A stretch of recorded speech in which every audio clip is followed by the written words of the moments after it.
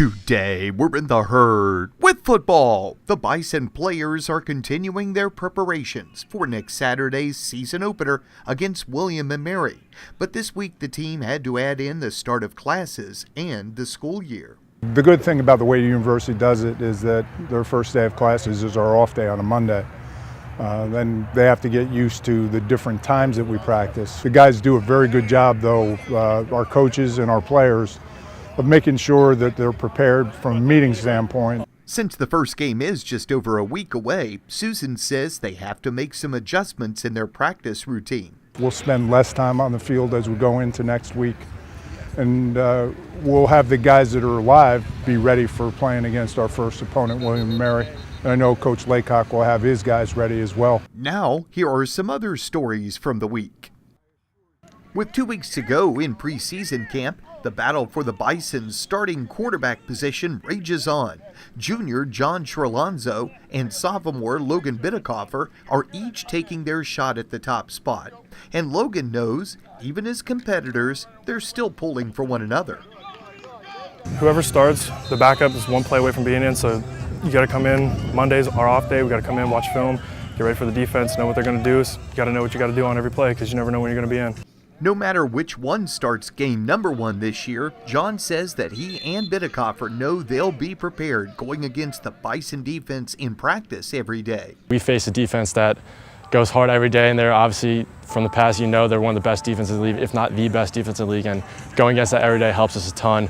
And they're really flying around, they're competing every day, and that just makes us a lot better. And going against other teams, like we know we're going to face against, we go against the best every day, so it's a really helpful opportunity. The coach tasked with helping choose a starter for the September 1st home game against William & Mary is offensive coordinator and quarterback coach Bobby Acosta. The level of competition is high right now.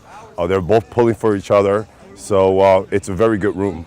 This is the second year for Coach Acosta as the offensive coordinator, and he feels a lot more comfortable in the position this year. Last year I was actually learning a new style of offense, and but it was good for us because we're going to integrate both pro and spread, and we're going to be multiple this year. Bison fans are being treated to arguably the best punter to ever grace the 400 acres set apart in Alex Peachin.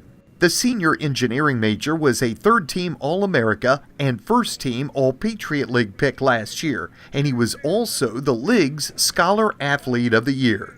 Peachin says that it's hard for him to choose which honor means the most. I'm proud of both of them. I've had a lot of help from people, so I really appreciate that, so I couldn't do it without them. Alex says that he has not altered his punting technique much since he arrived on campus, just a few tweaks. Little things kind of like staying more straight along the ball, make sure I don't kick across my body, that sort of things. But I've kind of honed the same technique, and I've done the same thing for the past couple years. Bison special teams coach Stephen King says that while Peachin hasn't made many adjustments, he's not afraid to try new ways to be a better punter. He makes life a lot easier. He does a great job, and what's great about him is that he's always willing to work, find new techniques to improve his game. Of course, King doesn't just coach the punt team, but also punt and kickoff return, place kicking, and the kickoff unit. We like them all equally because they all have the same type of impact, could create momentum for our team. And what we try to do is make sure we create competition amongst the groups and allow our players to find ways to get onto the field. Senior Nick Zarkowski burst onto the scene in game number 1 last year, forcing a huge fumble against the Marist Red Foxes. So now back 5 yards to the 14. White under duress, going to roll out to the near side. He drops the ball. It's alone in the end zone, and it's going to be covered by the big Bison players. Oh my almighty! Zark, as he is affectionately known by his teammates and coaches, says that last season was a very good year for him. Going to camp, I didn't really know what to expect, but I ended up starting the first 7 games, and I lost the season injury. But for me, it was a learning experience, just get on the field, be with my teammates, and just learn the defense.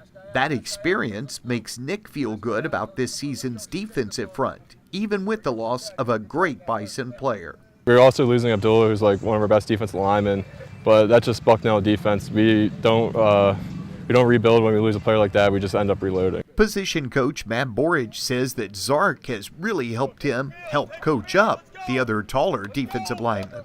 Zark's been really instrumental in helping those guys understand how to keep their pad level down, how to use their hands, how to keep their base right, so that they can play and use their length as a strength instead of getting too tall and it becoming a weakness. Borich says that he loves coaching this group of defensive linemen. These guys just have a ton of fun going out and playing football. For me, this is probably the most fun I've ever had coaching a team right now, is just because of these guys, their effort. They want to get better. There's nobody that's mopey, nobody that's dragging. They're all pushing. They're having a good time, which in turn I'm having a good time. So really, I just get to be a teacher out there, talk fundamentals, talk footwork, talk how to use your hands, what's going to get you better in pass rush. It's not chasing them trying to get effort, not trying to get better pursuit out of it.